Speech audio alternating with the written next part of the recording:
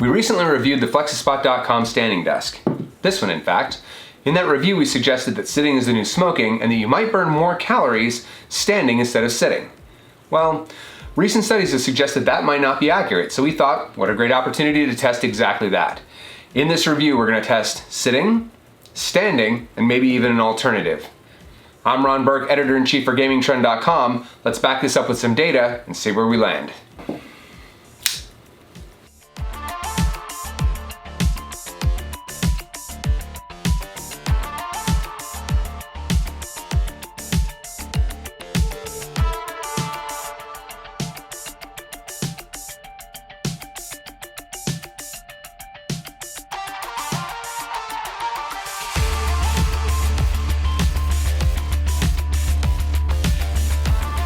All right, everything's unpacked. This thing is not light. It is very sturdy.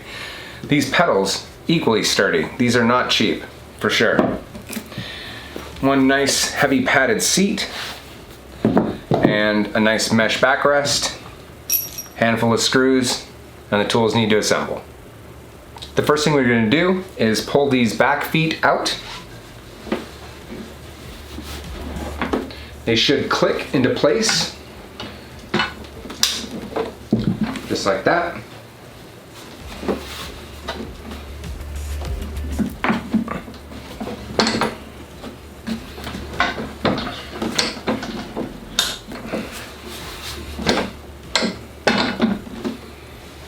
Creating a nice sturdy base for you to stay put while you're cycling. The next thing you need to do is attach the pedals. These are keyed with an R and an L as well as a direction, so you can know which way to mount these. There are two larger washers, so this being the right side over here.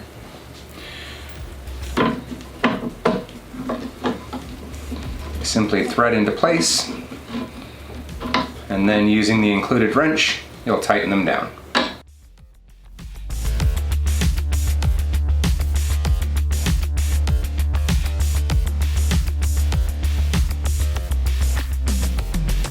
The next step is going to be raise the seat position to its highest level. Pressing the lever, it's going to do that pretty automatically. Next up, we're going to attach the seat. There's 4 holes here that will correspond to these 4 slits right here. We're going to go ahead and throw the washers on and bolt those up with the included Allen wrench.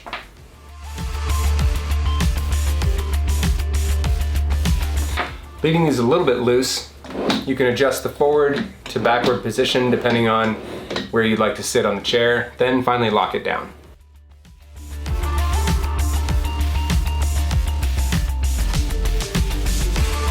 The final assembly piece is attaching this back right here to this tube, slides in place, and the last 2 bolts are put in with the Allen key. Okay, it's all assembled. Let's put some batteries in it, check out some of the features, and put it to the test.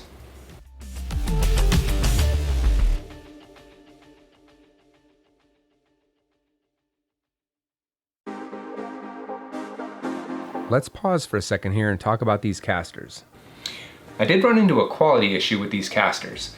These particular type are found on a lot of gaming chairs, and they're this double wheel type. This is all plastic, and if you have thicker carpeting, this can be the result.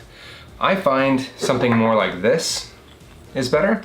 It's a single wheel, it's all hard rubber with metal parts. These can easily be swapped in. These are like 20 bucks on Amazon. I highly recommend them. The functions will help you keep track of speed, distance traveled, calories burned, how fast you're pedaling, and more.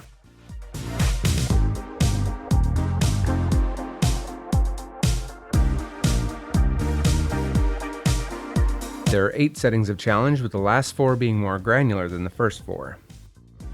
For our test, I settled on setting 1 and setting 3. These provide very little resistance for the first setting and enough to push your heart rate into calorie burning zone at 3.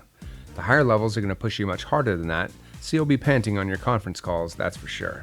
I do wish that this seat was more comfortable and adjustable. It's sturdy, but has very little give in the padding. Similarly, it's not lever adjustable, meaning you'll have to unbolt it and move it if you want to change the position. The seat back is a mesh with some good give. It's not adjustable either, leaving a small gap between the seat and the backrest, but the mesh does give your back room to breathe as you heat up.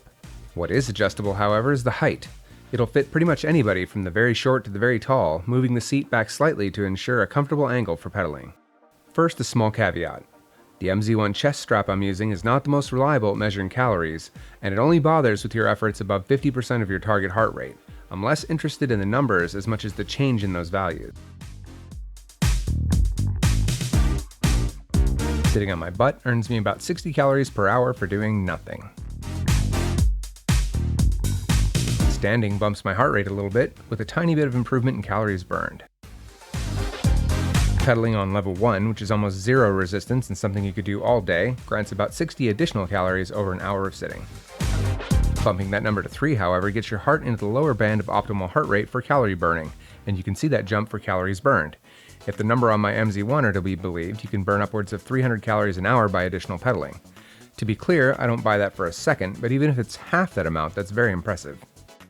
Just for frame of reference, here's an hour-long workout including warm-up and cool-down performed in a hot Texas parking lot at 100-degree heat. You'll burn off about 620 calories, and you'll earn heat exhaustion for your efforts. Live Science, Harvard Medical Journal, and others have confirmed that 30 minutes of pedaling will burn about 180 calories depending on how vigorously you push. Your mileage may vary, but there's no doubt that it absolutely does work. Even if you just did 30 minutes a day, burning 180 calories multiplied over 5 days, you've burned about 3/4 of a pound of fat.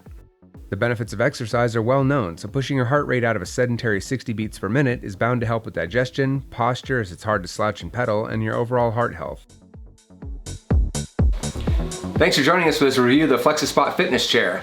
While the seat could stand to be a little bit more comfortable and adjustable, you absolutely will need to replace those casters.